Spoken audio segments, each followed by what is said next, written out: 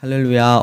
오늘은 여섯 번째 주과 성경 읽기 사사기 1장부터 3장 6절 그리고 17장에서 21장 오늘 이렇게 해보도록 하겠습니다.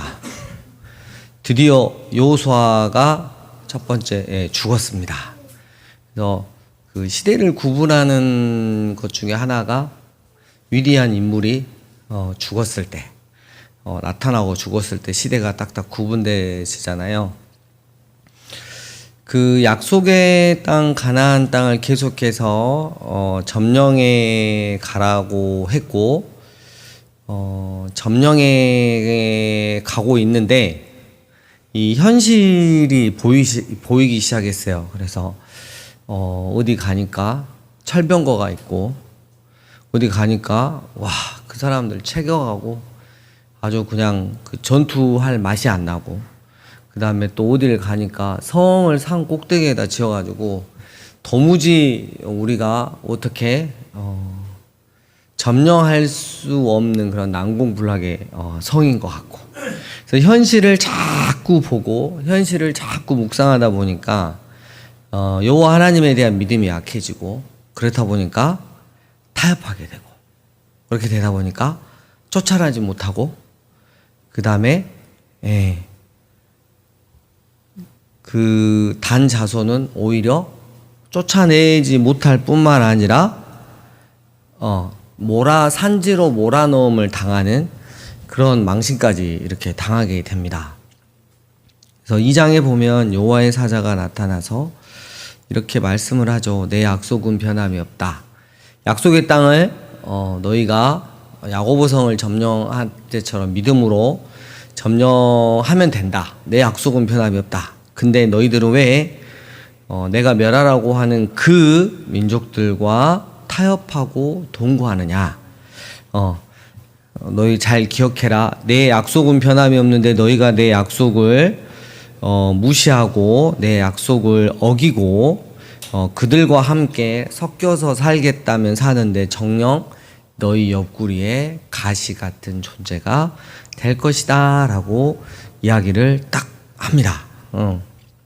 그리고 나서 이제 그 끝부분에 보면 2장 끝부분에 보면 그 세대 사람들이 다 죽으니 그 다음 세대에는 여호와를 알지도 여호와께서 이스라엘에게 행한 일도 알지 못했다라고. 한 세대가 지나가니까 여호와 하나님을 알지도, 그리고 그 위에 조상 세대 때 하나님이 어떻게 하신 일에 대해서도 아예 알지를 못했다. 그러니까 다음 세대 말씀으로 교육을 하나도 안 시켜놓고 그렇게 변질되고 타락된 상태에서 이스라엘이 새 시대를 이렇게 맞았다는 거죠. 하나님께서 그렇게 강조하신 일에 대해서 다음 세대 교육에 대해서 눈 감아 버렸던 결과가 나타나기 시작합니다. 두 번째, 이스라엘 여호와를 버리다 이렇게 했어요. 그래서 이스라엘이 드디어 눈에 보이지 않는, 하지만 진정 그들을 인도했고 사랑해 주셨던 여호와 하나님을 버리고 목전, 눈앞에서 악을 행하기 시작하는데, 눈에 보이는 그 가나안 땅들이 섬기고 있었던 바알과 풍요를 가져다주는 바알신, 그리고 아스다롯, 출산의 풍요로, 이런 것들, 눈에 보이는 우상들을 섬기기 시작을 하면서 하나님을 버렸습니다. 하나님이 이스라엘을 사랑하신 관계로 이스라엘을 대적의 손에 넘기시죠. 우리 표현으로 하면 일제시대 같은 그런 엄청난 식민지 시대를 맞이하게 돼서 이스라엘이 엄청 괴롭힘을 당합니다. 너무너무 힘들어도 너무너무 힘드니까 그제서야 하나님께 부르짖습니다. 살려주세요라고. 근데 하나님이 모른 척 하시고 사사, 심판관, 구원자를 세우셔서 구원을 해주십니다. 그러면 평안이 좀 옵니다. 평안이 좀 지속되다 보면 또 다시 이스라엘 백성들 우상들을 섬깁니다. 하나님 목전에서 하나님 눈앞에서 또 우상을 섬기고 못된 짓을 합니다.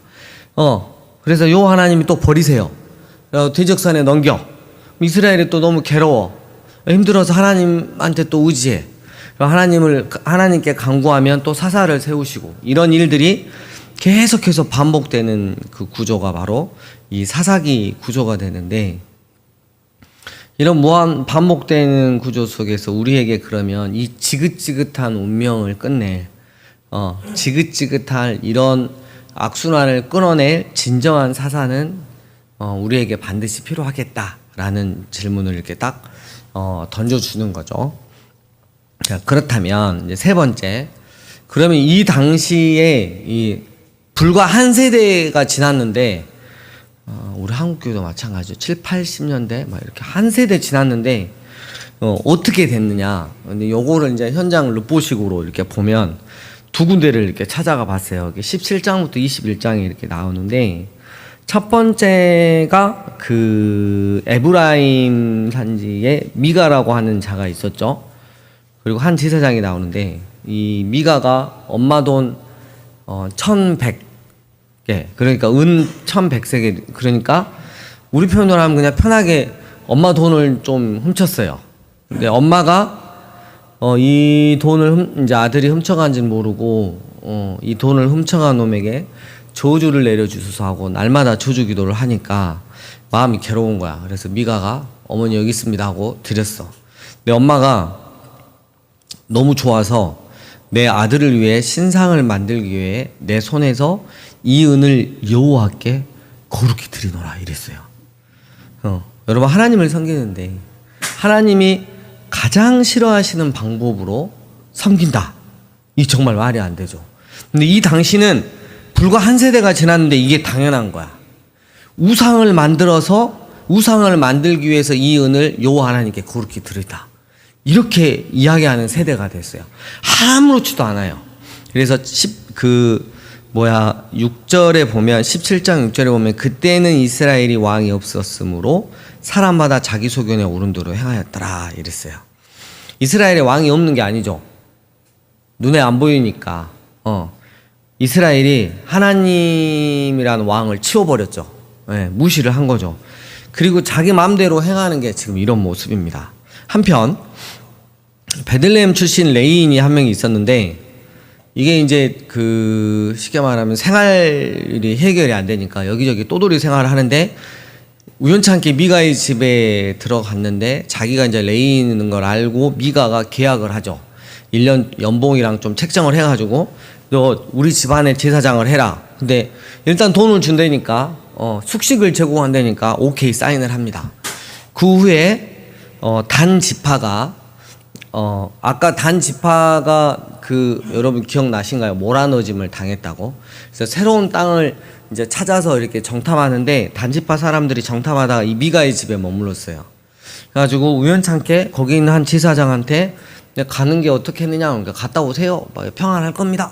막 이렇게 해가지고 정탐을 하고 갔다 와서 다시 이제 그 땅을 차지하려고 가는데 이 미가의 집에 한 번 더 들려서 이 제사장한테 계약을 또 이렇게 종용을 하죠. 뭐냐면, 야, 너 한 집안의 제사장이 될래? 한 지파의 제사장이 될래? 야, 자동차도 나와야 사택도 제공되고 사람이 엄청나다. 은퇴비도 있다. 어쩔래? 그리고 야, 한 집안 몇 명 그거 할래? 그거 목회할래? 야, 수천 명 되는 데서 목회해야지. 막 이런 느낌이죠. 레위인이 바로 사인했습니다. 그래서 큰 자리와 돈 때문에 바로 사인을 했죠. 이 사실을 안 미가가 쫓아가죠. 왜 우리 제사장을 데리고 가냐 그랬더니 단 지파가 그냥 꺼질래 맞고 꺼질래 그래가지고 이제 일이 끝났다 이렇게 했는데, 이게 현장 늑보의 단면이에요. 단면. 이게 뭐냐면 1번은 레위, 그러니까 하나님께서 세우신 자들의 타락. 그러니까 아무리 힘들어도 그 하나님의 사람으로서 하나님의 소유로서 살아가야 되는데 자리에 집착하고 돈에 집착하고 이 욕구에 집착하다 보니까 레위인이 타락을 하게 되고요. 그리고 이스라엘 백성들 불과 한 세대밖에 지나지 않았는데 하나님이 가장 가증스럽게 여기는 방법으로 하나님을 위한답시고 우상을 만드는 그런 말도 안 되는 일을 하고 있었던 게 바로 이 사사 시대입니다. 사사는 약 한 300년 정도 진행이 되거든요. 근데 사사 시대가 시작이 되자마자 이랬다는 게 너무 큰 충격이에요. 또 하나, 네 번째, 하나 더 르뽀가 있는데 어떤 레인과 그의 첩이에요. 제목이 이상하죠. 레인이 첩이 있으면 돼요, 안 돼요? 예. 근데 그의 첩이 또 바람이 나가지고 들켜가지고 이제 자기 집으로 갔어. 근데 이제 레인이 이제 자기 첩을 찾으려고 이제 자기로는 집에 가가지고 극진히 대접받고 하루 이틀 3일 4일 대접받고 5일차는 아니 나 일어나야 됩니다 하고 이제 그 첩을 데리고 이렇게 나왔어요. 근데 이제 해질 때쯤 되니까 요부스인데 요부스가 지금으로 말하면 예루살렘이잖아요. 그 당시에는 그 이스라엘이 점령했던 땅이 아니에요. 예, 가나안 민족이 살고 있으니까 자존심이 있어서 그래도 베냐민 우리 지파가 속해 있는 기브아 정도까지는 가서 거기서 자야겠다 하고 기브아로 갑니다. 근데 어느 한 집에서 머무는데 그 성읍 불량배들이 모여가지고 똑똑똑 하는 거야. 너 나오라고. 내가 너하고 관계를 맺어야겠다고. 이게 뭐냐면 이 레인과 뭐하냐면 동성애를 맺어야겠다고. 근데 이 레인이 네 이놈들 하면서 하나님의 말씀으로 혼을 내고 그래야 되는데 자기 살라고 자기 첩을 내줘버려. 그리고 밤새도록 능욕을 하고 그 자기 첩이 아침 보니까 죽어 있는 거야. 근데 그거를 이제 12덩이로 몸을 잘라가지고 이제 지파한테 보내는 거죠. 예, 베냐민 지파가 이렇게 했다. 그러니까 11지파가, 나머지 11지파가, 예, 뭐가 있냐면, 이놈을 혼내야 되는 거 아니야? 그래가지고 베냐민 지파 대 11지파가 이스라엘 나머지 지파가 모여서 전쟁을 일으켰어요. 근데 베냐민 지파는 특별히 왼손으로 이렇게 이거 돌려가지고 물맷돌 실력이 어마무지했거든요. 당연히 11지파가 이길 거라고 생각했는데, 왜냐면 이 자기들 편에서는 거룩이 이 베냐민의 악함을 이길 거라고 생각했는데 2번 연속 집니다. 그리고 슬퍼하고 다시 한번 힘을 내서 3번째 이기게 되는데 베냐민 지파를 너무 씨를 말렸어. 그래서 한 600명 남겨놓고 다 죽이고, 예, 이런 일이 이제 일어났어요. 근데 여기서 이제 보면 뭐냐면 이 베냐민 지파도 그렇고 나머지 11지파도 그랬는데 나머지 11지파가 야 베냐민을 보면 우리의 모습을 보는 것과 같다. 우리 함께 모여서 진짜 하나님 앞에 우리가 이렇게 살면 안 되는데 우리가 정말 회개하자. 이렇게 갔으면 좋았을 것을 분냄만 남았죠. 그래서 엄청 분냈고 베냐민 지파는 나 잘못한 거 없어. 한번 맞짱 까.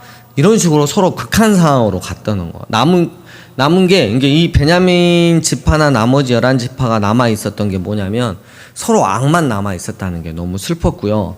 그리고 또 레인이 나옵니다. 하나님의 소유였던 레인이 뭐할로 그 첩을 둬가지고 그리고 그가 행했던 그 악함들을 보면 도무지 말씀으로 해결하고 참 회개를 하고 돌이키려는 게 아니고 그냥 인간적인 방법밖에 남아 있었지 않았다. 지금으로 말하면 하나님께 세우신 목회자들이 악밖에 남지 않고 인간적인 해결 방법, 세상적인 해결 방법밖에 남지 않았던 모습들이 바로 사사기 들어가자마자 한 세대 만에 보인 게 바로 이거였다는 거예요.